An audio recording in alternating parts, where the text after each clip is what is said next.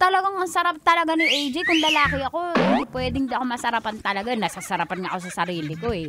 Grabe si Aljur, nakatatlo. Eh, di ba naalala ko pandemic lang yung naging sila? Ibig sabihin talagang kinana ng kinana eh.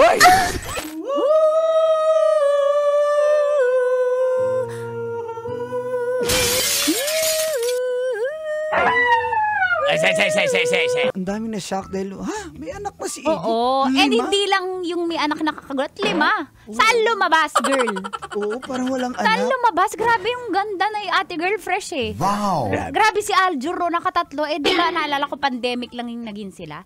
Ibig sabihin talagang kinana ng kinana eh. Yan, mabilis pa sa alas 4, ibig sabihin. Mabilis siya, John. Saan ka nakatingin? Kay AJ.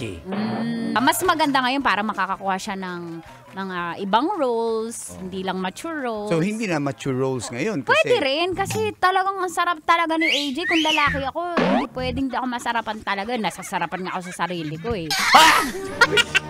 Ano pa kay AJ, di ba? Pero ang galing si Aljur rin, palakpakan natin, talagang, di ba? Ganyan kaya siya. Pero ang usually gwapo yun ni ang babagay, Jerry. no? Yung action star, tas Leading sexy lady. star. Oo, yan. di ba? Parang Asunta and Bong, di ba? Nung araw. Naalala ko yung sina yun, nakaharap si Asunta. Harapan sila sa motor. Kandong. Yun yung hindi ko makakalimutan eh. Bata pa lang ako.